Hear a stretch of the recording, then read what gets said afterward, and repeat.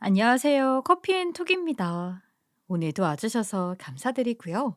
바로 사연 읽어보겠습니다. 어렸을 때부터 전 소설이며 동화책이며 재미있는 이야기라면 사족을 못 쓰는 아이였다고 해요. 재미있는 책 한 권만 안겨주면 하루 종일 얌전히 책만 읽으며 보냈죠. 학교에 다니면서부터는 학급 문고와 도서관에서 매달려 살았고요. 주말에도 하루 종일 도서관에서 밥도 안 먹고 책만 읽었어요. 부모님은 처음엔 공부를 열심히 하는구나 하고 기뻐하셨지만, 나중엔 제가 픽션 위주로만 읽는 걸 아시고는 걱정을 하셨죠. 하지만 다른 엉뚱한 짓을 하는 것보다는 낫다고 생각하셨는지, 결국엔 절 내버려 두셨어요. 실제로도 국어 성적만은 좋았거든요. 그렇게 꿈 많은 문학소녀의 시절을 거친 저는 대학도 국어국문학과에 입학했어요. 처음에는 책에서 본 여러 대학 생활에 대한 꿈으로 부풀어 올랐지만 결국 학교는 학교더군요. 수업들은 문학보다 학문과 문법과 관련된 수업들이 가득했고 문학 수업 중에서도 제가 바라는 그런 수업은 없었어요. 소설 속에서나 나올 법한 멋진 선배나 교수님이 없었던 건 말할 것도 없고요. 다행히 동기들 중에서는 저와 비슷한 친구들이 많았어요. 책 읽는 걸 좋아하고 여러 가지 생각을 하고 그런 친구들이요. 덕분에 대학 생활은 처음 기대만큼은 아니었지만 비교적 즐거웠어요. 무엇보다 좋았던 건 바로 도서관이었죠. 대학 도서관은 제가 가본 그 어떤 도서관보다도 넓고 장서량도 많은 도서관이었어요. 전 공강 시간이면 매일같이 도서관에서 시간을 보냈고 주말에는 책을 잔뜩 빌려서 집으로 향하곤 했어요. 제 생에 가장 책을 많이 읽은 시기가 아니었나 싶어요. 졸업할 시기가 다가왔지만 저도 친구들도 꿈은 많았지만 이렇다 하게 하고 싶은 게 있는 친구는 별로 없었어요. 일부 친구들은 공무원을 준비한다고 했고 저를 포함한 일부 친구들은 막연하게 취업 준비를 위해서 적당히 시간을 보냈어요. 대학 생활을 그렇게 보내고 난 후 저는 남들처럼 평범한 직장에 취업해 매일매일 비슷비슷한 나날을 지내다가 지금의 남편을 만나 결혼을 하게 됐어요. 몸을 움직이는 것도 싫고 음주도 별로 좋아하지 않았던 저는 유일한 취미 생활이 독서였어요. 회사, 집, 회사, 집만 반복하는 일상에 무료함을 느꼈던 제가 독서 모임에 가입했던 건 어찌 보면 당연하다고도 할 수 있었어요. 독서 모임을 통해 만난 남편이 무엇보다 마음에 들었던 건 역시 책을 좋아한다는 점이었죠. 실용서가 아닌 픽션을 좋아한다는 점이 특히 저랑 더 잘 맞더라고요. 가끔 자기 개발만 읽는 부류의 사람들이 문학을 읽는 건 시간 낭비다 라는 식으로 말하는 경우가 있어서 굉장히 화가 난 적이 있었거든요. 당시 다니던 독서 모임은 지정된 책을 읽는 것이 아니라 각자 자유롭게 가져온 책을 소개하는 방식으로 운영되고 있었기에 저는 매주 다른 소설을 가져가서 소개하곤 했었어요. 제가 오늘 소개할 책은 소설책인데요. 굉장히 재미있게 읽은 작품이에요. 다른 분들도 꼭 읽어보셨으면 좋겠어요. 저기, 그쪽 분은 늘 소설책만 가져오시네요. 일부러 그러시는 건가요? 네? 네. 제가 소설을 워낙 좋아해서요. 평소에 소설책 외엔 잘 읽지 않아요. 그러면 독서 모임은 왜 나오시는 거죠? 매번 소설만 들고 나오시는 거 좀 민폐라고 생각하시지 않으세요? 네? 저는 다양한 책들을 추천받고 감상을 듣고 싶어서 나오는데요. 저 외엔 소설 들고 오시는 분들 많지 않아서 괜찮지 않나요? 왜 다들 소설을 들고 오지 않는지에 대해선 생각 안 해보셨어요? 시간 낭비니까 그렇죠. 네? 무슨 말씀을 그렇게 하세요? 제가 매번 시간 낭비를 하고 있단 말씀이세요? 네, 제 생각은 그런데요. 다른 분들은 어떻게 생각하세요? 제 얼굴은 불그락푸르락해졌고 저토록 무례한 말을 하는 사람에겐 대체 무슨 말을 해줘야 제대로 사과를 받을 수 있을까 고민하던 찰나 조용히 한마디를 해준 사람이 바로 지금의 남편이었어요. 현재 읽는 책은 읽은이의 마음을 비춰주는 거울이라고 생각해요. 굳이 타인이 좋아하는 것에 대해서 시간 낭비라는 식으로 말하는 사람의 마음이 어떤지 잘 알겠네요. 뭐라고요? 당신이 뭔데 내 마음이 어쩌고저쩌고 하는 겁니까? 그러면 당신은 뭔데 다른 사람의 소중하고 행복한 시간을 낭비라고 말하는 겁니까? 하마터면 큰 싸움이 날 뻔했지만 중재하는 사람들 덕분에 그 순간은 유야무야 넘어갈 수 있었죠. 하지만 저와 남편은 다시는 그 모임에 나가지 않았고 둘만의 만남을 가지기 시작했어요. 서로 재미있게 읽은 책 이야기를 하다 보니 우리는 순식간에 가까워졌죠. 남편을 만나 얘기를 하다 보니 문학소녀 시절의 꿈이 다시금 새록새록 피어나는 걸 느낄 수가 있었어요. 전 부끄러워서 차마 그 누구에게도 털어놓지 못했던 꿈을 남편에게는 얘기할 수 있었죠. 나 사실은 꼭 이루고 싶은 꿈이 있어. 부끄러워서 어디 가서 말한 적은 없지만. 그게 뭐든 난 당신을 응원할 거야. 당신만 원한다면 결혼 후엔 일 그만두고 꿈을 향해 정진하는 것도 좋아. 내가 당신 한 명 정도는 얼마든지 먹여 살릴 수 있으니까. 겨 결혼? 지금 프로포즈 하는 거야? 응? 아 좀 더 멋있게 하고 싶었는데 얼결에 그런 셈이 되어 버렸네. 잊어버려. 내가 며칠 후에 다시 멋있게 청혼할 테니까. 그런데 그 꿈이 뭐야? 동화 작가가 되는 거. 그리고 남편은 제가 그 사실에 대해서 까먹을 때쯤 정말로 근사한 프로포즈를 해 줬어요. 저와 남편이 둘 다 좋아하던 소설책의 한 장면을 오마주해서 프로포즈를 해준 거죠. 정말로 감동적이었어요. 저는 비싼 반지는 아니었지만 세상에 단 하나뿐인 빈티지 반지를 받았답니다. 그것 또한 저와 남편이 좋아하는 소설과 똑같았어요. 물론 소설 속의 반지에는 매우 고가의 보석이 박혀 있었지만 저와 남편에게 그런 것은 별로 중요하지 않았어요. 그렇게 우리는 부부가 되었어요. 남편은 정말로 빛이 잘 드는 가장 큰 방을 제 작업실로 쓰라고 흔쾌히 내어주었고, 저는 정말로 회사를 그만뒀죠. 그리고 오랜 꿈이었던 동화 작가가 되기 위한 길로 한 발을 내디뎠어요. 전 진득하게 책상 앞에 궁둥이를 붙이고 있는 시간이 길어지면 좋은 작품이 나올 거라고 생각했어요. 그러면 언젠가는 저절로 베스트셀러 작가가 될 수 있을 거라고요. 전 직장을 다니듯 매일매일 하루 8시간은 꼭 책상 앞에 앉아 있었어요. 그 시간 동안 글을 쓰기도 하고 다른 동화책을 읽기도 했죠. 다양한 작가들의 동화 작품을 읽으면서 어떤 이야기가 어떻게 펼쳐지는지를 연구해야 했거든요. 저는 저만의 독특한 이야기를 만들고 싶었어요. 독창적이고 아름답고 새로운 세계에서 펼쳐지는 그런 이야기를 쓰고 싶었어요. 하지만 당연하게도 꿈은 그저 꿈일 뿐이었죠. 현실은 생각과는 전혀 달랐어요. 결혼 후 몇 번이나 해가 바뀌었지만 제가 베스트셀러 작가가 되는 일은 일어나지 않았어요. 공모전에서는 번번이 떨어지고 투고도 수십 번이나 거절당하자 저는 서서히 지쳐갔고 어느 순간부턴가 변변찮은 완결 작품 하나 써내지 못하고 있는 동안 저는 42살이 되어 있었어요.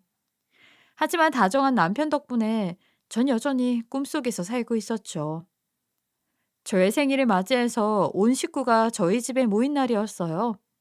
축하도 받고 케이크에 초를 후 불며 올해야말로 제 꿈을 이루게 해주세요 하고 속으로 빌고 난 후였어요. 형님이 얘기 좀 하자며 저를 따로 부르시더군요. 형님과는 평소에 큰 친분이 있는 편은 아니었어요. 목소리가 크시고 늘 자기 주장을 강하게 하시는 타입이라는 정도의 인상이었죠. 말을 좀 세게 하시는 경향이 있는 것 같았지만 그 말이 저를 향한 적도 없었거니와 아기가 있어서 그런 건 아니라는 얘기를 아주버님과 남편을 통해 들은 적이 있어서 그냥 그러려니 하고 넘어갔었어요. 그런데 그날은 그 말이 저를 향해 날라오더라고요. 동서, 요즘도 그 뭐냐? 동화 작가인가? 그거 되고 싶다는 꿈을 꾸고 있어? 어머, 저는 숨기고 있다고 생각했는데 아니었나 봐요. 남편이 아주버님한테 말씀드렸었나 보네요. 그렇지. 그리고 부부 사이에도 숨기는 게 없는 법이라 나는 내 남편한테 들었고. 부끄럽네요. 실은 아까 촛불 빌면서도 올해는 꼭 꿈을 이루게 해달라고 빌어서. 그 꿈 말인데, 이제 슬슬 버릴 때가 되지 않았어? 네? 갑자기 무슨 말씀이세요? 내가 인생 선배로서 언니로서 동서가 친동생 같아서 해주는 말이야. 솔직히 동서가 이제 어린 나이도 아닌데, 좀 너무했다고 생각하지 않아? 너무했다고요? 어떤 점이요? 그걸 정말 몰라서 묻는 거야? 동서가 꿈꾸느라 든 비용 전부 서방님 혼자서 감당하고 계신 거잖아. 서방님이 무슨 월 1,000만 원씩 버는 의사도 아니고 요즘 세상에 맞벌이해서 같이 벌어도 모자란 판에 심지어 안방 떡하니 차지하고 앉아서 꿈만 꾸고 있다니. 솔직히 난 서방님만 보면 너무 짠해. 내 동생이었으면 벌써 이혼하라고 했을 거야. 말씀이 좀 지나치신 것 같네요, 형님. 내 말이 정말 지나친 것 같아? 서방님 사연 인터넷에 한번 올려볼까? 다들 뭐라고 하는지 정말로 알고 싶어? 몸에 좋은 약일수록 입에 쓰다더니 형님의 충고는 쓰다 못해 입안이 온통 상처투성이가 되는 것처럼 아팠어요. 하지만 그중에 틀린 말은 없다는 점이 제 마음을 더 아프게 하더군요. 동화 작가라는 제 꿈 뒤에는 당연하게도 남편의 희생이 있었기 때문이에요. 안방을 작업실로 쓰다 보니 제가 늦게까지 작업이라도 하는 날이면 남편은 작은 방이나 소파에서 새우잠을 자기 일쑤였거든요. 다음날 제가 늦게까지 일어나지 못하면 혼자서 아침을 차려 먹고 출근했고요.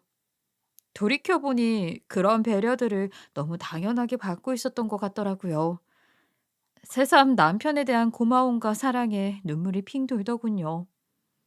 며칠간 한참을 고민한 끝에 전 새로운 인생을 살아야겠다고 결심했어요.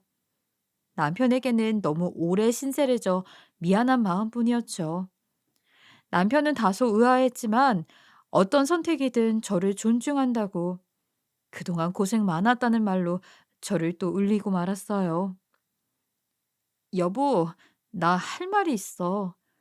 나 그 동화 작가가 되고 싶다는 꿈, 이제는 접으려고 해. 뭐? 갑자기 왜? 당신이 이렇게 나에게 얘기할 정도면 이미 충분히 생각해보고 한 말이겠지? 물론이야. 이제 어린 나이도 아닌데 더는 이렇게 사는 건 아닌 것 같아. 혹시 나 때문에 그러는 건 아니지? 난 당신이 원한다면 죽을 때까지 그렇게 살아도 상관없어. 아니야, 그렇지 않아. 나 이제는 정신 차리고 일자리도 찾아보려고 해. 그래. 그래서 요 며칠간 심란해 보였던 거구나. 미리 알아채지 못해서 미안해. 아니야, 무슨 소리야. 여태까지 날 믿고 내 꿈을 위해 희생해 준 것만 해도 너무 고마운걸? 희생이라니, 말도 안 돼. 난 어떤 선택이든 당신 선택을 존중하니까 마음이 바뀌면 언제든지 부담 없이 얘기해. 알았지? 여태까지 고생 많았어. 꿈을 향해 달리는 게 얼마나 어려운지 해보지 않은 사람들이 하는 얘기 때문에 맘 많이 상했었지.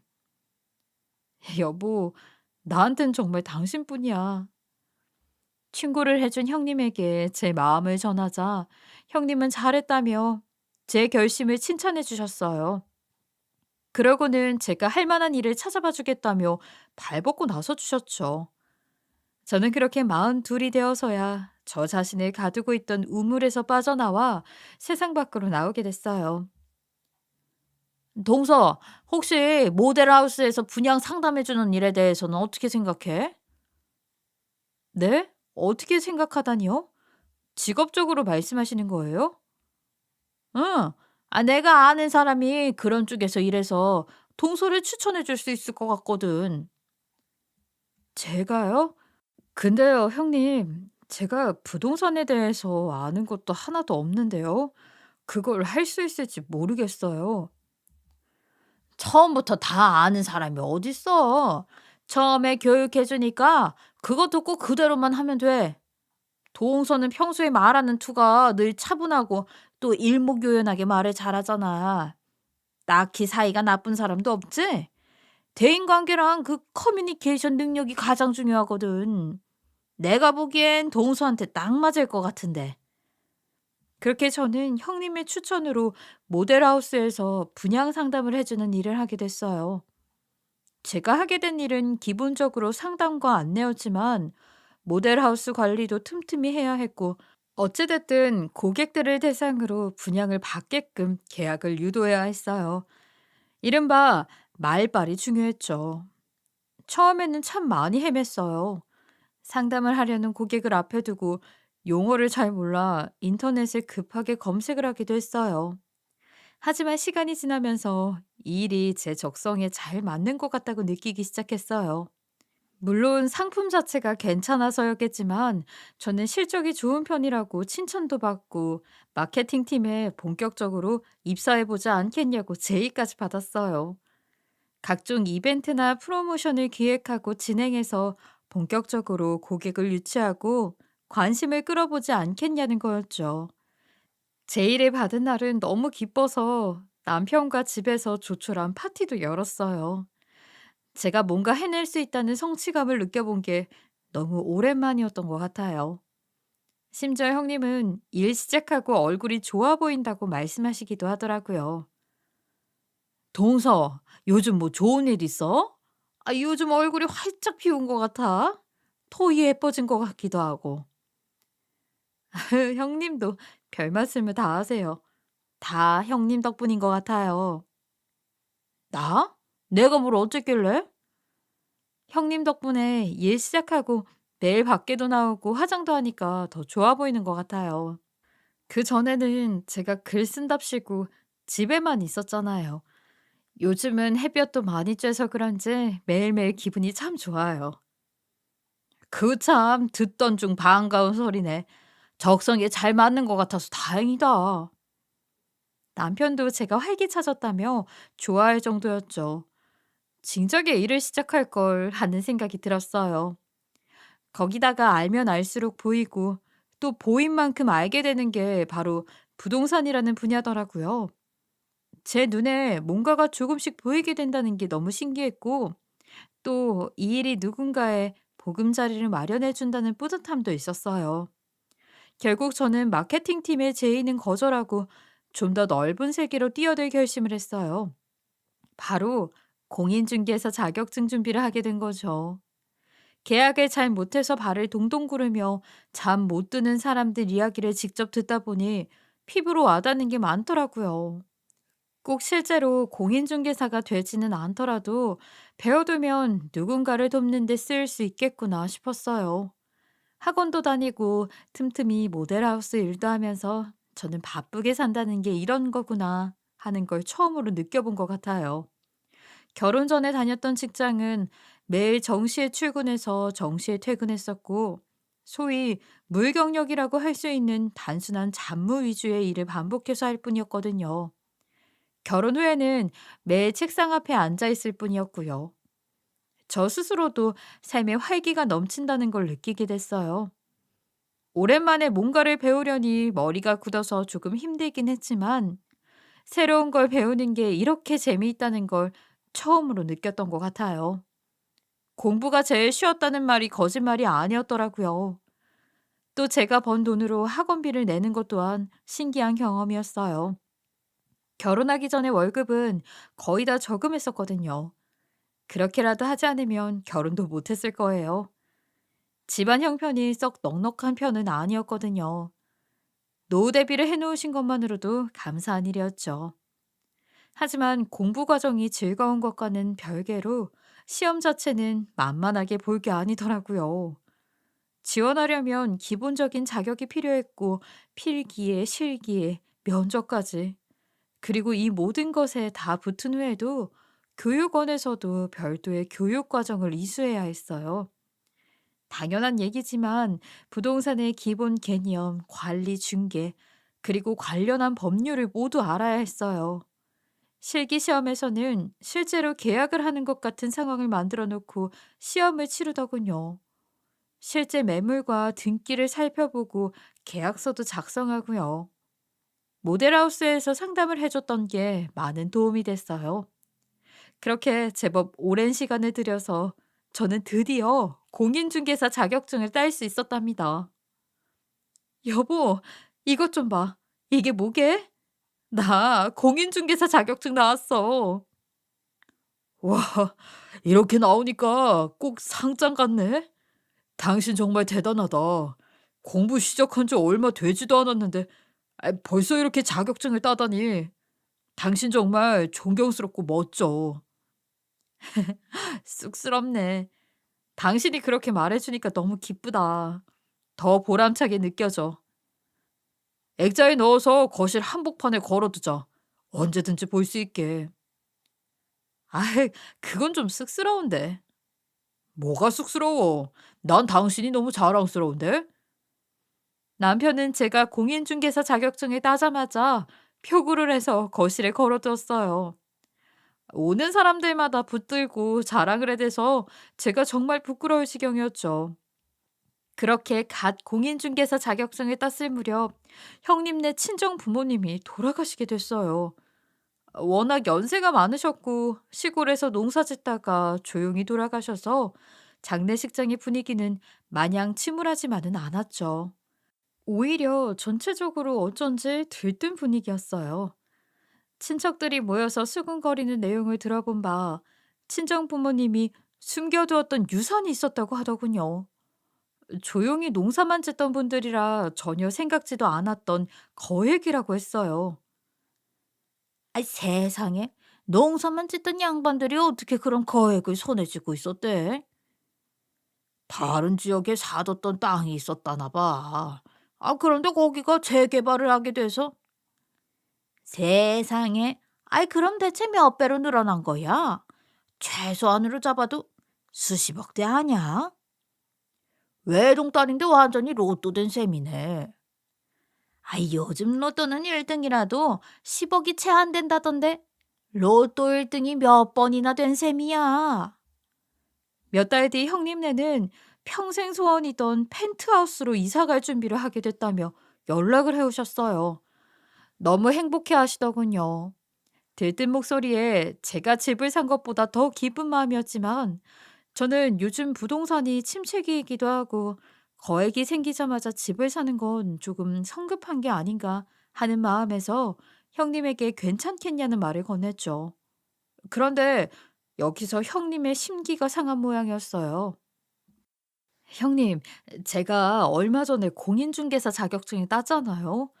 그래서 혹시나 하는 마음에 말씀드리는 거예요. 혹여라도 고깝게 들으신다거나 그러시지 마시고요. 요즘 부동산 시장이 침체기인 건 형님도 잘 아시죠? 그래서 지금 나한테 집을 사지 말라는 얘기를 하려는 거야? 아니요. 무조건 사지 마시라는 게 아니라 조금만 시기를 더 지켜보시면 어떨까 해서요. 이 집이라는 게 당장 사라져 버리는 것도 아니고 또 형님이 원하시는 매물은 워낙 고가니까 더 그럴 거고요. 동서, 그렇게 안 봤는데 인제 보니 진짜 웃기는 사람이었네. 동서 나랑 남편이 펜트하우스에 사는 게 꿈이었던 거 알아 몰라? 알죠. 물론 알죠. 아니깐 더 제가 조심스럽게 말씀드린 거예요. 이왕 사시는 거 정말 좋은 물건으로 사시는 게 아유 동서, 본인은 꿈꾼다고 남편 등골 휘어지게 하면서 살다가 나랑 남편이 운 좋게 꿈을 이루게 되어서 질투나는 거 다 알아? 이해해. 그럴 수도 있지. 그런데 그걸 이런 식으로 표현하는 건 좀 아니지 않아? 네? 아이 형님, 절대로 그런 게 아니에요. 그런 게 아니라 제 말 좀 들어보세요. 됐어. 기분이 별로 좋지가 않네. 오늘은 이만 끊어. 형님의 전화는 그렇게 차갑게 끊어졌어요. 그리고 이사 준비로 바쁘셔서 그런지 아니면 정말로 기분이 많이 상하신 건지 그쯤부터 형님의 연락이 뜸해지기 시작했어요. 제가 먼저 연락을 드려도 어쩐지 퉁명스럽게 바쁘다며 전화를 끊기 일쑤였죠. 저와 남편은 형님께 이사 선물로 가전제품을 선물할까 고민 중이었기에 형님께 확인차 다시 한번 전화를 드렸어요. 그런데 형님의 말투가 평소와는 달랐어요. 평소에도 말투가 좀 직선적이긴 했지만 거기에 가시가 돋쳐 있다고 느낀 적은 없었거든요. 그런데 이번 통화에서는 아주 뾰족뾰족한 저기가 느껴지더라고요. 형님, 이사 준비는 잘 되어 가세요? 저랑 남편이 이사 선물이라도 좀 드릴까 싶어서 가전제품 중에 혹시 필요한 거 있으시면 말씀하세요. 저희가 마련해 드릴게요. 가전제품? 글쎄 동서? 펜트하우스는 잘 모르는구나. 하긴 언제 가봤을 리가 있겠어? 펜트하우스라는 건 말이야. 웬만한 건 빌트인으로 다 들어가 있어. 동서가 주려는 그런 싸구려 말고 독일제, 프랑스제로 쌍맞춤이야? 아, 거기에 맞춰서 주려면 최소 1,000단위로 될 텐데. 내가 뭐하러 벼룩에 간을 빼먹겠어? 아, 관둬. 사람이 선물을 주고받는데도 주제를 알고 분수를 알아야지. 형님은 이사 준비를 하면서 마음도, 아니, 영혼까지 통째로 새로이 준비를 해버린 것 같았어요. 예전에 저에게 보여주었던 다정한 마음은 낡은 살림을 버리며 함께 버려버린 듯 했어요.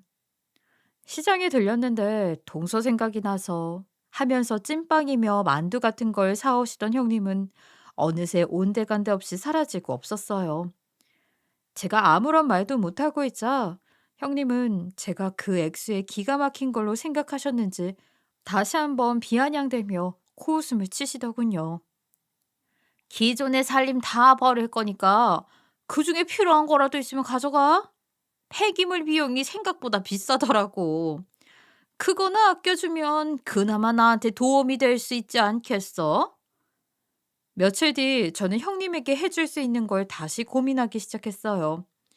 돈이 아닌 마음을 표현할 수 있는, 그 중에서도 제가 할 수 있는 그런 거요. 그러자 문득 공인중개사 시험을 준비하며 배운 것들이 떠오르더군요. 걸음마 수준이기는 해도 계약서 검토 정도는 충분히 할 수 있는 수준이었으니까요. 저는 형님에게 다시 한번 조심스럽게 말을 꺼냈어요. 제가 계약서를 좀 검토해드리고 싶은데 괜찮겠냐고요. 그런데 형님은 그마저도 제가 뭔가 자신에 대한 의심을 한다고 생각하시는 것 같았어요. 동서가 계약서를 검토해 주겠다고? 아이고, 진짜 전문가 나셨네. 동서, 솔직히 말해봐. 내가 집값 부풀려서 말했을까봐 의심하는 거지? 날 질투하느냐고? 아유, 형님도 제가 어찌 그러겠어요. 만에 하나 혹시라도 형님한테 안 좋게 된 항목이 있나 살펴봐 드리고 싶어서 그래요. 저 이제 자격증도 땄잖아요. 됐어. 아, 그냥 솔직히 정확한 가격 보고 싶다고 말해. 진짜인지 두 눈으로 똑똑히 확인시켜 줄 테니까. 계약서를 봤을 때는 큰 이상은 없어 보였어요. 하지만 뭔가 촉이 좀 안 좋았다고나 할까요? 기존 시세에 비해 다소 비싸게 나온 게 영 마음에 걸리더라고요. 요즘 같은 시기에 매물로 나온 것 자체도 그랬고요. 하지만 형님은 시세보다 비싸다는 점이 더 마음에 드시는 듯 했어요. 그만한 값어치를 하는 매물이라는 점과 앞으로도 더 오를 거라고 생각하신 거죠. 전 혹시나 해서 형님이 들어가는 집을 검색해 봤어요. 월세로 나온 매물 몇 개가 보이더군요. 심지어 공실로요. 친구까지 시켜서 공실이 맞는지 몇 번이고 확인했어요. 이사가 코앞인 형님이 있는데 공실이라니 영 마음이 찝찝하더라고요. 펜트하우스가 여러 개 있을 수는 없잖아요. 부동산도 여러 군데에 등록이 되어 있더라고요. 뉴스에서나 볼 법한 일이 터지는 것은 아닌가 싶어 전 마음이 불안해졌어요. 저는 결국 형님께 다시 연락을 했어요. 집주인과 부동산 쪽에 연락도 다시 해보고 등기도 다시 확인해 보시라고요. 혹시라도 이중계약으로 몇십억이 넘는 돈이 한순간에 증발할 수도 있다는 생각에 제 마음이 다 조마조마하더라고요. 아주버님에게도 알려서 돌다리도 두들겨보고 건너자는 얘기도 했어요. 하지만 형님은 들은 채도 하지 않았고 오히려 저에게 화를 내시더군요. 형님, 절 봐서라도 한 번만 더 연락하고 확인해 보시면 안 될까요? 동서를 봐서? 내가 동서에 뭘 봐서 그런 귀찮은 짓을 해? 아, 그리고 분명히 계약 완료된 일을 왜 자꾸 다시 확인하라는 거야? 만에 하나라는 게 있잖아요, 형님. 돌다리도 두들겨 보고 건너랬어요. 아주버님과도 한번 다시 이야기해 보시고, 동서, 질투도 그쯤 하면 추한 거 몰라? 아무리 배가 아파도 어떻게 그런 말을 할 수가 있어? 만에 하나라니. 저주하는 거야, 뭐야? 잠깐 아부랭이나 꿈꾸던 사람이 공부 좀 했다고 부동산 박사라도 된 것 같아? 남의 일에 적당히 끼어들어? 그리고 혹시라도 남편한테 연락해서 초치기만 해봐. 그날로 동서입을 찢어 놓을 테니까. 형님의 살벌한 말에 저는 깜짝 놀라 아무런 대꾸도 하지 못했어요. 날카로운 충고를 해주시던 형님의 입은 이제 날카롭다 못해 서슬퍼런 나를 내뱉는 것만 같았어요. 남편은 이제 더는 형님 일에 신경 쓰지 말자고 하더군요. 본인이 만나본 아주버님은 굉장히 들떠 있어서 무슨 말을 해도 통하지 않을 것 같다고 했어요. 어쨌든 이삿날이 되어 저와 남편은 형님네를 도와야겠다는 생각에 이사의 집으로 찾아갔어요. 문전박대를 당하면 어쩌나 했는데 다행히 문을 열어주시더군요. 펜트하우스는 과연 멋졌어요. 전용 입구에 전용 엘리베이터까지 있어서 저와 남편은 첫 걸음부터 주눅이 들 정도였어요. 크고 높다란 창너머로 내려다 보이는 한강이 이 집값의 절반 정도는 차지하지 않을까 싶더군요. 고급스러운 인테리어에 넓기는 또 얼마나 넓은지 거짓말 좀 보태서 집 청소만 해도 운동이 되지 않을까 싶은 생각이 들었어요. 형님네는 포장이사를 하느라 손가락 까딱할 생각도 없어 보였고 그저 하하호호하기 바쁘더군요. 저와 남편이 도울 만한 일도 없었고요. 결국 저희는 약소하지만 30만 원을 봉투에 담아 이사 비용에 보태라고 건네기로 했어요. 제가 형님에게 보인 성의가 전부 무시당하는 바람에 결국 아무것도 못 주고 넘어가는 상황이 되어버릴 것 같았거든요. 그래도 형님에겐 여러 가지 물심양면으로 받은 게 많았으니 기본적인 성의 표시라도 꼭 하고 싶었던 게 저의 마음이었어요. 형님, 저 이거 얼마 안 되지만 이사비에 보태 쓰세요. 마땅한 이사 선물도 못 드려서 죄송해요. 아, 됐어. 무슨 푼돈을 받으래. 가서 서방님 마시는 거라도 더 해드려. 형님은 제가 내민 봉투를 확인도 하지 않고 탁 하고 손으로 쳐냈어요. 봉투는 휘릭 날아가 옆에 있던 쓰레기 봉투에 처박혔어요. 그런데 형님은 꺼낼 생각조차 안 하시더군요. 전 무척이나 슬퍼졌어요. 30만 원이 아까워서가 아니라 그 정도 돈은 이제 형님에게 푼돈이 되었고 그 돈의 신세가 마치 저처럼 느껴졌거든요. 우리 관계 또한 함께 쓰레기 봉투에 처박힌 것만 같은 느낌이었어요. 그때 갑자기 현관문으로 누군가 들어오는 소리가 들리더군요. 나이가 지긋한 아주머니셨어요. 아주머니는 저희를 보고 깜짝 놀라는 눈치였어요. 저기, 누구세요? 지금 짐 들어와야 하는데. 무슨 소리세요? 아, 방금 막 짐 들어온 집인데 호수를 착각하신 거 아니에요? 아니, 펜트하우스를 어떻게 착각할 수가 있어요? 그보다 애초에 어떻게 올라오셨죠? 어떻게 올라오다니요? 아, 전용 출구로 들어왔죠. 그쪽이야말로 착각하신 것 같은데 부동산끼리 얘기 좀 나눠봐야 하는 것 아닌가요? 아, 사장님, 얼른 여기 좀 와보세요. 뭔가 착오가 생긴 것 같아서요. 계약서 가지고 계시죠? 아주머니는 전화를 걸어 이 집에 입주할 사람들을 부르는 것 같았어요. 그러고는 저희에게도 부동산 중개인은 어디 있냐고 물었죠. 순간 형님의 얼굴이 새파랗게 질렸어요. 아침부터 부동산 측이 연락이 안 된다고 투덜거리셨었거든요. 휴대전화를 꺼낸 형님의 손이 떨리고 있었어요. 그리고 전화 속에서 들려온 건 지금 거신 번호는 없는 번호라는 음성이었어요. 집주인에게도 전화를 걸었지만 마찬가지였어요. 제가 누누이 경고했던 최악의 일이 터진 거였어요.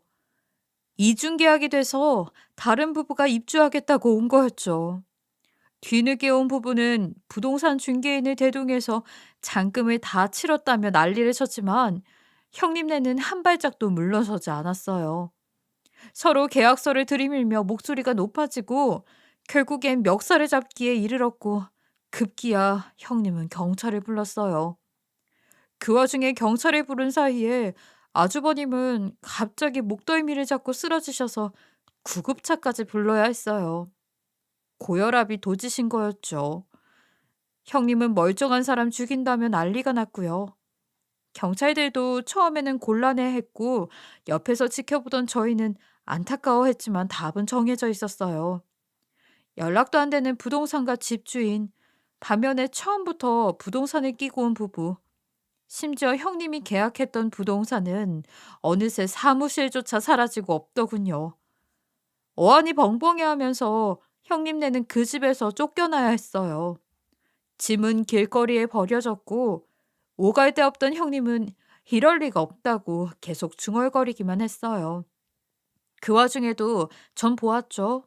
제 봉투가 버려졌던 쓰레기 봉투를 뒤지는 형님의 손길을요. 저는 형님에게 무어라 말을 걸려고 했지만 남편은 그런 저를 보고 고개를 절레절레 저었어요.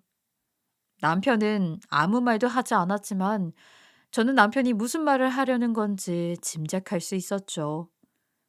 우리는 그런 부부였으니까요. 저는 집으로 와서 남편을 붙들고 조금 울었어요. 아주 조금요. 며칠 후 저희 집 벨이 울렸어요. 올 사람이 없는데 누군가 했더니 형님이었어요. 형님의 몰골은 며칠 새 말이 아니더군요.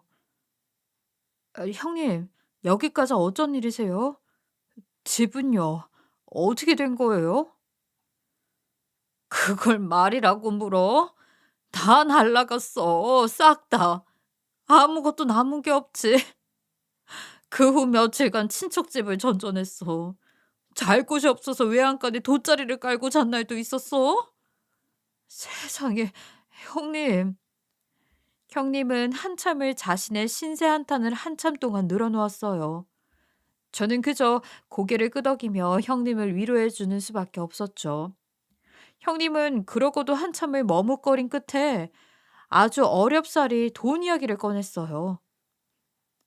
동서, 나 100만 원만, 아니 50만 원만 줄 수 있어?